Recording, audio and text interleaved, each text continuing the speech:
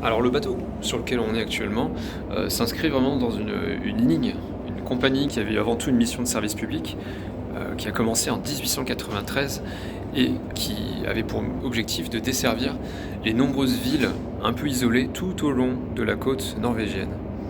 Et chacun de ces ports, en fait, on s'y arrête, environ une quinzaine de minutes pour la plupart, et on prend des passagers, mais aussi des marchandises.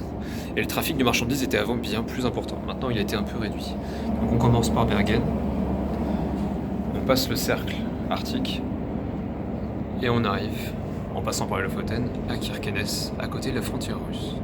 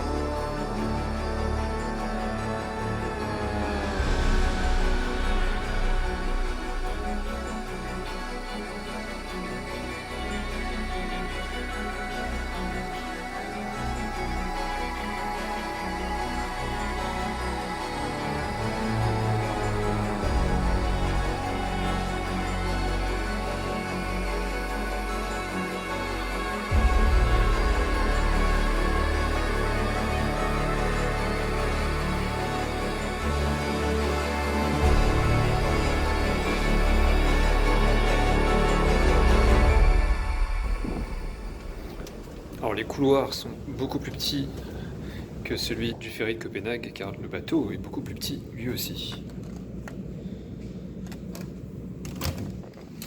Et la chambre bien mieux équipée, avec un lit, un canapé, une salle de bain, pas mal de rangements, le bureau indispensable, et ce coup-ci, un hublot.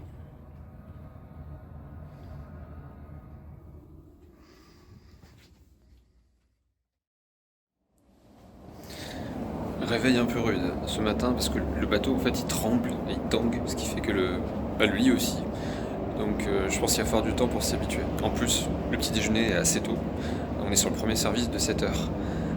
Donc là encore, un truc auquel il va falloir s'habituer. Mais après voilà, c'est le meilleur moment de la journée, le petit déj. Et j'ai hâte de voir ce qui est servi.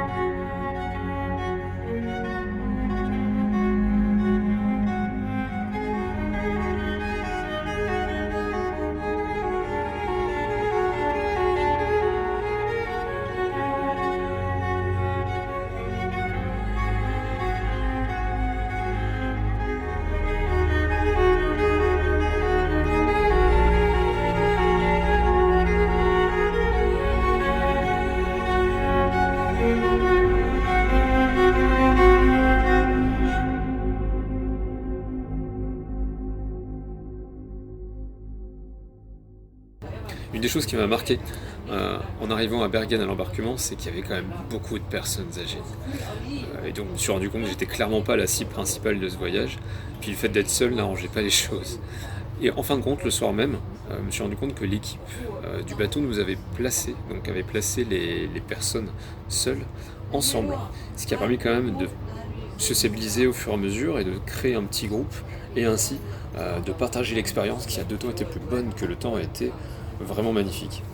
On a pu apprécier la taille un peu démesurée de ce pays et son côté en même temps très peu urbanisé. Et les paysages étaient bien sûr spectaculaires. Certains endroits m'ont un peu rappelé des voyages que j'avais pu faire en Écosse et aussi en Islande. Mais en même temps, voilà, pour le reste, c'est quelque chose qui ne rend pas forcément en photo ou en vidéo et qu'il faut expérimenter parce que ce sont vraiment des paysages à 360 degrés. Et en plus, on y mange très bien. C'est vraiment une partie importante du voyage. Alors, il y a souvent des pommes de terre quand même au menu, mais ils se sont adaptés en fait aux spécialités des différentes villes que l'on traverse. Et justement, ces différentes escales, qui vont de 15 minutes à parfois même plusieurs heures, permettent d'avoir un aperçu et de l'ambiance de différentes villes et de leur architecture, que ce soit tant sur des villes assez majeures comme Trondheim, comme Tromsø, mais aussi des villes beaucoup plus petites, beaucoup plus intimistes, des ports de pêche, et de savourer un petit peu l'ambiance de chacune de ces villes et leurs spécificités.